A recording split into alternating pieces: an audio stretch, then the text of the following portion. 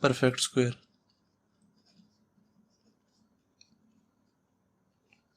अब इसका आंसर क्या होगा, इसको जैसे मान लो f मान लो, तो f का कॉम्प्लीमेंट क्या हो जाएगा, इज इक्वल्स टू, अभी हमें कह रहे हैं जो x है हमारा वो एक परफेक्ट स्क्वायर है, और मैं अगर ये कह दूं f का जो कॉम्प्लीमेंट है मेरा नॉट परफेक्ट स्क्वायर है, x is such that x is not a perfect square, ये मैं कह देता हूँ, कोई गलत थोड़ा होगा, बिल्कुल सही है ये भी।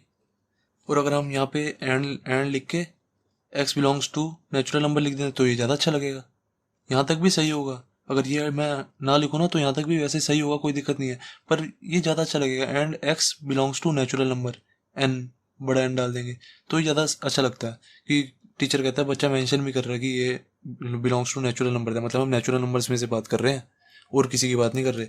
देन सिक्स पार्ट हो गया, सेवन्थ पार्ट देखते हैं।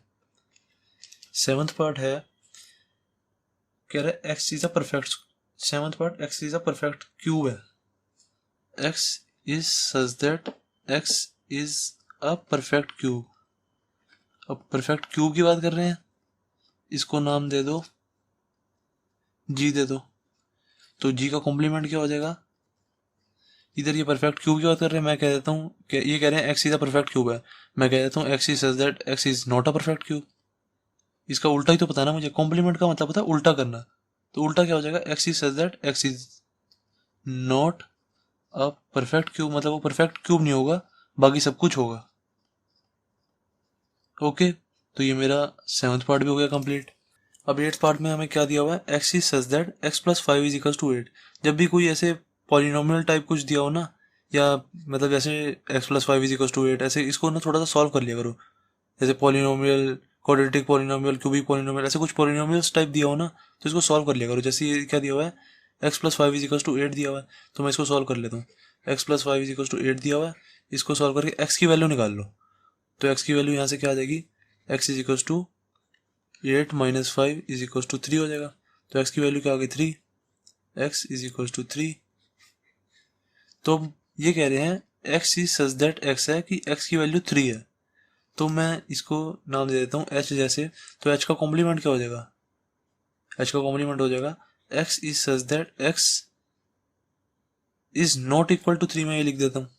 इन्होंने कहा है जो एक्स है ना हमारा, x is such that x is such that x is equal to 3 है, ये कह रहे हैं क्योंकि इसको सॉल्व करके हमारा 3 आया एक्स की वैल्यू, तो ये कह रहे हैं कि जो एक्स है ना वो हमारा 3 है, तो अब मुझे इसका उल्टा करना है, एच का कॉम्प्लीमेंट करना है, ये एच सेट है, एच का मुझे कॉम्प्लीमेंट करना है, मतलब इसका उल्टा करना है, तो उल्टा क्या करूंगा, मैं लिखूंगा x is such that x is not equal to 3, वो 3 के इक्वल नहीं है, और यहाँ पे ये भी लिख दूंगा जिससे मेरा आंसर अच्छा लगे टीचर को, x belongs to natural number, क्योंकि मेरी बात क्या हो रही है क्वेश्चन में, नेचुरल नंबर्स की, यूनिवर्सल सेट मेरा नेचुरल नंबर है, क्योंकि तो नेचुरल नंबर की बात हो रही है तो मैं यहाँ पे x belongs to natural number भी लिख दूंगा, बिल्कुल सही है ये।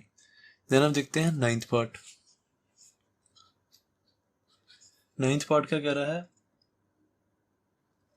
X is such that x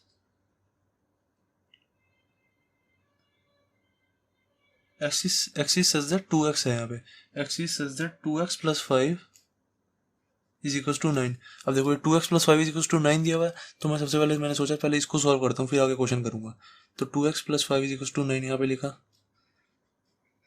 then इससे वैल्यू निकाली एक्स की वैल्यू क्या जाएगी, सबसे पहले 5 को इधर ले जाओ, 2x is equal to 9 minus 5 is equal to क्या आ जाएगा, 2x इज इक्वल टू 4, तो x इज इक्वल टू कितना आ जाएगा, x इज इक्वल टू 2 आ जाएगा, x इज इक्वल टू 2 आ गया, तो मतलब ये कह रहे हैं x is such that x is equal to 2 है, तो मैं यहाँ पे लिख दूंगा, इसको कह लो i कह लो, तो i का कॉम्प्लीमेंट क्या हो जाएगा,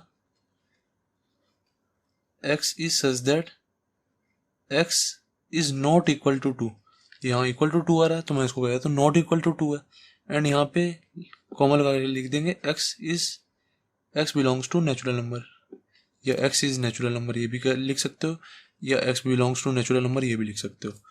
देन नाइन्थ पार्ट भी हो गया हमारा कंप्लीट। देन अब देखते हैं टेंथ पार्ट। टेंथ पार्ट क्या कह रहा है, कह रहा है x is such that x जो है बड़ा है और इक्वल टू है 7 के, ये हमें दिया हुआ है, इसको मान लेते हैं कोई भी सेट नाम दे दो, जे दे दो। तो मुझे अब जे का कॉम्प्लीमेंट निकालना है। जे का कॉम्प्लीमेंट क्या होगा? अब इन्होंने बोला है जो एक्स है हमारा वो बड़ा है और इक्वल टू है 7 के, मतलब 7 से बड़े वाले नंबर है। 7 है और 7 से बड़े वाले नंबर है 8 9 10, बाकी सारे एंड तक जाते जा रहे हैं। तो मुझे 7 से छोटे वाले नंबर डालने हैं। 7 से छोटे वाले नंबर मतलब जैसे कि इन्होंने बोला हुआ 7 से लेके एंड तक है, पर मुझे तो कॉम्प्लीमेंट निकालना है ना, जे का जे कॉम्प्लीमेंट निकालना है। इन्होंने बोला है जे जो है हमारा वो 7 है, 8 है, 9 है, 10 है, 11 12 13 ऐसे इन्फिनिटी तक है। कह रहे हैं ना एक्स जो है बड़ा है और इक्वल टू है 7 से, तो 7 और 7 से बड़े वाले नंबर सारे जे हैं। तो मुझे जे का कॉम्प्लीमेंट निकालना है, तो मुझे 7 से छोटे वाले नंबर बोलना पड़ेगा 6 5 4 3 2 1।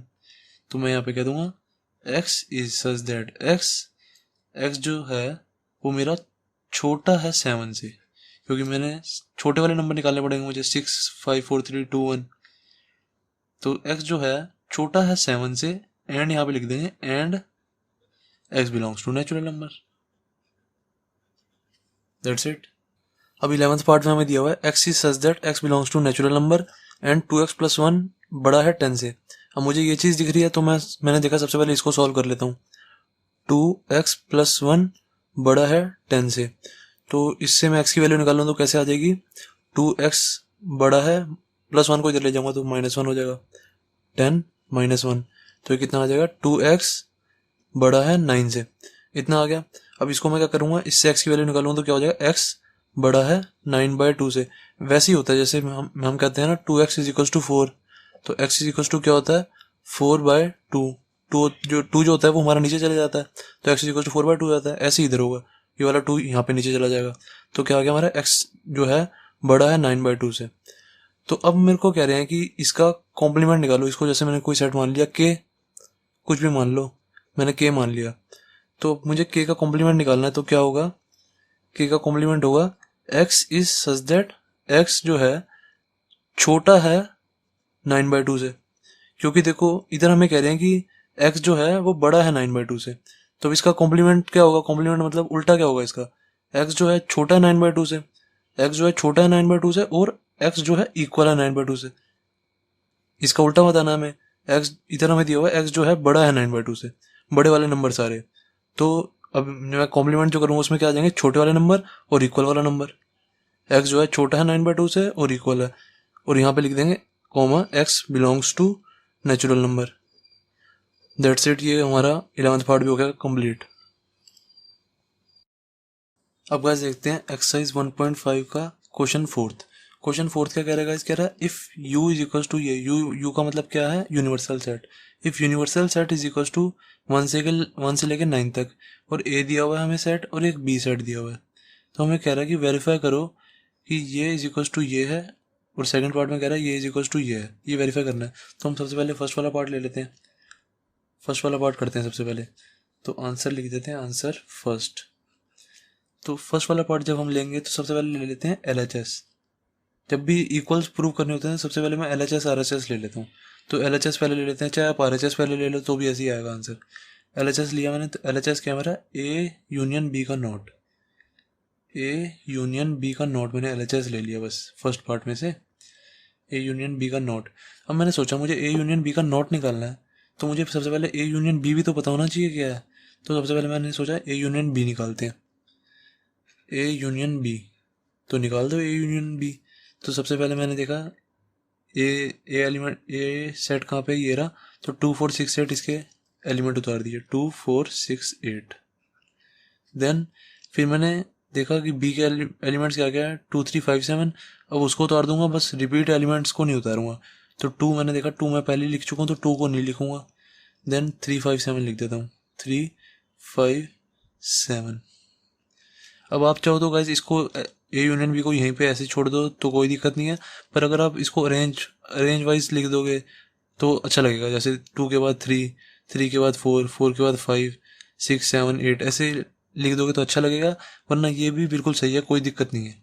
ठीक है, तो आप चाहो तो ये लिख दो, चाहो तो ये लिख दो, 2 3 4 5 6 7 और 8 भी है ना, 8। ये लिख दो, दोनों एक ही बात है, ए यूनियन बी। देन अब ए यूनियन बी आ गया मेरा, तो मुझे अब ए यूनियन बी का नॉट निकालना है असली तो ए यूनियन बी का नॉट निकाल देता हूँ मैं। ए यूनियन बी का नॉट मतलब कॉम्प्लीमेंट,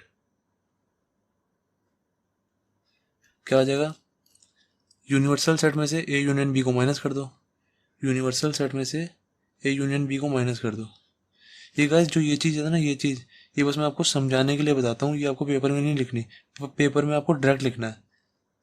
ओके, तो यूनिवर्सल सेट में से ए यूनियन बी, ये मन में सोचना है, यूनिवर्सल सेट में से मुझे अब ए यूनियन बी को माइनस करना है।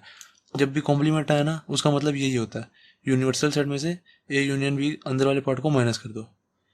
तो यूनियन का ये यूनिवर्सल सेट क्या है मेरा, 1 से लेकर 9 तक, और फिर मुझे 2 से लेकर 8 तक माइनस करना है, 2 3 4 5 6 7 8, 2 से लेकर 8 तक माइनस करना है, तो बाकी क्या बचा, 1 और 9 ही तो बचा।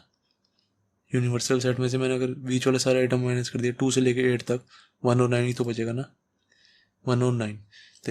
तो फिर ए यूनियन बी का नॉट आ गया मेरे पास, मतलब कॉम्प्लीमेंट आ गया 1 और 9, 1,9।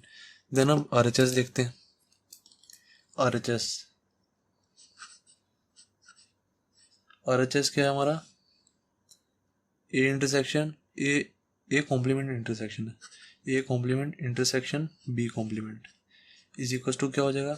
अब मैंने सोचा A complement intersection B complement निकालने के लिए पर मुझे ए इंटरसेक्शन और B intersection sorry A complement और बी कॉम्प्लीमेंट पता भी तो होना चाहिए क्या है, कि ए कॉम्प्लीमेंट क्या है, बी कॉम्प्लीमेंट क्या है, तभी तो इनके बीच का मैं इंटरसेक्शन निकालूंगा। तो ए कॉम्प्लीमेंट निकाल लेते हैं सबसे पहले, ए कॉम्प्लीमेंट और बी कॉम्प्लीमेंट। ए कॉम्प्लीमेंट क्या आएगा, ए मुझे दिया हुआ 2 4 6 8, कॉम्प्लीमेंट क्या होता है, यू में से ए को माइनस कर दो बस। ये चीज़ आपको लिखनी नहीं है, मैंने बता दिया, ठीक है ना, आपको डायरेक्ट लिखना है, ये बस मैं आपको समझाने के लिए बताता हूँ। तो यू माइनस ए, यू क्या है मेरा 1 से लेकर 9 तक, उसमें से ए वाला पार्ट माइनस कर दो, तो ए वाला पार्ट माइनस कर दोगे तो क्या आ जाएगा, 2 4 6 8 माइनस करना है बस। तो 1 आ गया, 3 आ गया, 5 आ गया, 7 आ गया, 8 भी कटेगा, तो बचा क्या 9, 1 3 5 7 9 आ गया। ओके, तो ए कॉम्प्लीमेंट आ गया मेरा 1 3 5 7 9। अब ऐसे ही बी का कॉम्प्लीमेंट निकाल देंगे। बी का कॉम्प्लीमेंट क्या आ जाएगा हमारा, बी का complement is equal to universal set में से बी वाले पार्ट को माइनस कर देंगे। तो यूनिवर्सल सेट में से मैं बी को माइनस करूँ, मैं बी क्या है मेरा 2 3 5 7, तो बस 2 को मैंने माइनस करना है, 3 को और 5 और 7 को, इन चारों को माइनस करना है, तो बाकी जो बचा उसको लिख दो। 1 बचा, 4 बचा, 6 बचा, 8 बचा और 9 बचा, यही तो बचे बस। तो बी कॉम्प्लीमेंट भी आ गया मेरा। तो अब इन दोनों का इंटरसेक्शन निकाल दो, क्योंकि मुझे ए कॉम्प्लीमेंट का इंटरसेक्शन बी कॉम्प्लीमेंट कह रहा है ना, तो निकाल दो बस। A complement intersection B complement is equal to क्या आ जाएगा।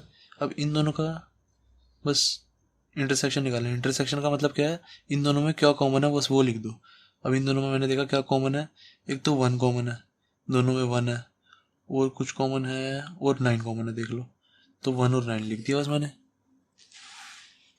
1 कॉमन 9 ये मैंने लिख दिया। तो A complement intersection B complement क्या आ गया मेरा 1 कॉमन 9। देन अब मुझे क्या करना था, मेरा ये एल एच एस भी आ गया, आर एच एस भी आ गया, मैंने सॉल्व करके निकाल दिया। तो मुझे अब इन दोनों को इक्वल प्रूव करना था। अब मैंने देखा मेरा ए यूनियन बी का कॉम्प्लीमेंट क्या है 1,9, और ये क्या है 1,9, तो 1,9 और 1,9 इक्वल नहीं हुए दोनों, तो hence L H S equal to R H S लिख देंगे बस, that's it. Hence L H S equals to R H S, hence proved.